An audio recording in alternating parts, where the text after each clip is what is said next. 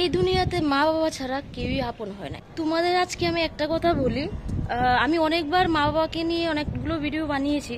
তার মধ্যে আমি অনেকবার বলেছি যে মা বাবাকে সম্মান করবে, মা বাবা ছাড়া কেউ আপন হয় না। আমি এই কথাটা বলছি, তোমরা একটু, সবার লাইফেই অনেক কিছু কাহিনী থাকে, কিন্তু তার মধ্যে আমি দুটো জিনিস তোমাদের সাথে শেয়ার করছি। সেটা হচ্ছে, আমি ছোটবেলা থেকেই ডালের বড়া খেতে খুবই ভালোবাসতাম। তো মা আমার জন্য অনেক ডালের বড়া বানাতো, 2-3 বার ভাজলে যেরকম হয় অনেকগুলো একসাথে করে রেখে দিত। তো আমি আমার টাইম মতো করে একটু একটু করে যেতাম আর খেয়ে খালি খেয়ে ঘুরতাম।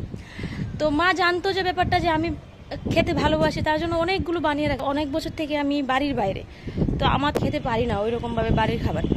তো যখনই বাড়ি যাই, যাওয়ার আগে যখন মার সাথে এমনিতে শেয়ার করি যে আজকে এটা গেলাম সেটা গেলাম, এটা খেতে ইচ্ছা করছে, বাড়িতে গিয়ে ওটা খাবো, তো এরকম করে মার মনের মধ্যে ঢুকে থাকে যে আমার মেয়ে আসলে এটা খাবে সেটা খাবে, এরকম এটা খাওয়াবো, একটা মার মনে থাকে, সবারই মার মনে। তো আমি যখন বাড়ি যাই, এতটা কম ছুটি নিয়ে যাই, এতটা কম সময়ের জন্য যাই, যে আমার প্রত্যেকটা জিনিস খাওয়া বা সবকিছু দেওয়া আমার পক্ষে সম্ভব হয় না, টাইম পাই না। তো তার মধ্যে মা অনেক কিছু করে খাওয়াবে, যেটা আমার খুব পছন্দের, যেটা আমি বাইরে থেকে খেতে পারি না, বাড়ির বাইরে থেকে। তো কি হবে, যখন কোনো একটা কিছু মিসিং হয়ে যায়, ধরুন যে মনে করুন একটা জিনিস আমি খেতে চেয়েছিলাম, মাকে আমি বলেছিলাম, কিন্তু কোনো কারণে হয়তো খেতে পারিনি। এবার মা এটাকে নিয়ে মন খারাপের মতো, যে হ্যাঁ তুই তো এটা বলেছিলি কিন্তু খেতে পারলি না। তো ওই জিনিসটা মা ছাড়া আর কেউ করতে পারবে না। আমি বলবো যে সত্যি মা ছাড়া, বাবা ছাড়া এটা কেউ করতে পারবে না।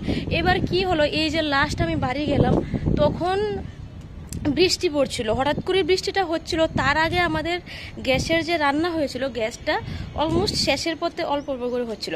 তো আমি আবার ওই দিন আবার বেরিয়ে যাব বাড়ি থেকে, আমি মাত্র খুবই কম সময়ের জন্য গেছিলাম।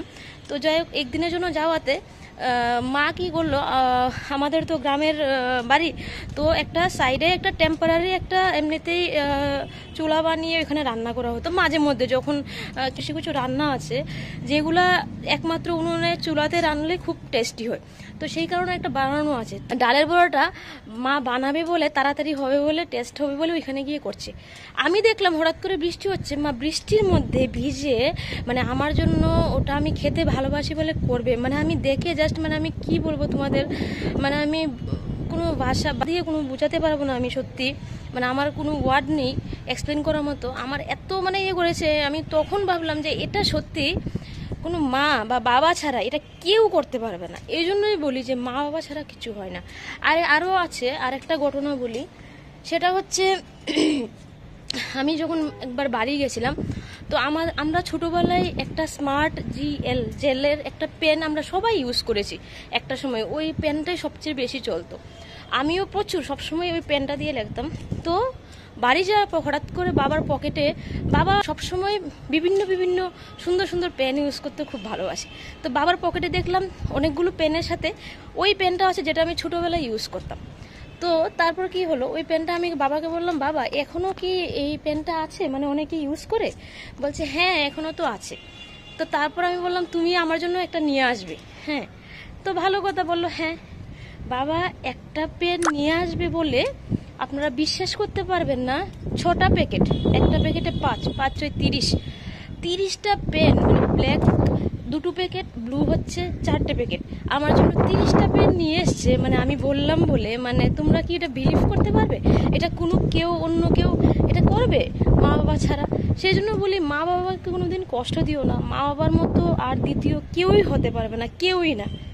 এরকম হাজারো ঘটনা আছে, হাজারো স্টোরি আছে, এটা জাস্ট একটা, এতগুলো স্টোরির মধ্যে একটা ছোট্ট একটা স্টোরি আমি বললাম। মা বাবা আমাদের ছোট থেকে নিজেরা না খেয়ে আমাদের জন্য আমাদের দেয়, আমাদের লাইফের কোনটা ভালো হবে, কোনটা কি হবে, সেই সব করে। কিন্তু আমরা বড় হয়ে, আমরা যখন আর্ন করতে শিখে যাই, নিজের সব কিছু বুঝতে শিখে যাই, তখন আমরা মা বাবাকে আর চিনি না, মা বাবাকে অনেক কিছু বুঝি না, বলি যে হ্যাঁ তোমরা বুঝো না, তোমরা জানো না। আমি বলবো সবার কাছে রিকোয়েস্ট করবো, এরকম করে কোনোদিন মা বাবার সাথে কেউ কথা বলবে না। কারণ মা বাবা এক সময় তোমরা বুঝতে পারোনি, তোমাদেরকে বুঝিয়েছে, আজকে তোমরা বুঝতে শিখেছো বলে মা বাবার সাথে এরকম করে কথা কেউই বলবে না। মা বাবাকে সম্মান দেবে, না বুঝলে ভালো করে বোঝানোর চেষ্টা করবে, ভালোবাসবে সব কিছু কাজে। যখন একটা সময় বয়স হয়ে যায় না, একটা সময় পার হয়ে যায়, তখন মা আবার একটাই চায় যে তার সন্তানের কাছে, সন্তান যাতে তাকে বুঝে তার পাশে থাকে, সেটা ছাড়া আর মা বাবার আর কিচ্ছুই নেই। আরেকটা বলি, নিঃস্বার্থভাবে ভালোবাসা একমাত্র মা বাবাই করতে পারে। তুমি যতই যাবতীয় হোক না কেন, যে মুখে যে হ্যাঁ তোমাকে ভালোবাসি, পাশে আছি, এগুলো মুখেই সবাই দেয়, কিন্তু মা বাবা কোনোদিন মুখে বলবে না। কিন্তু তোমাকে সবচেয়ে বেশি একমাত্র সাপোর্ট করবে তোমার বিপদের টাইমে একমাত্র মা বাবা।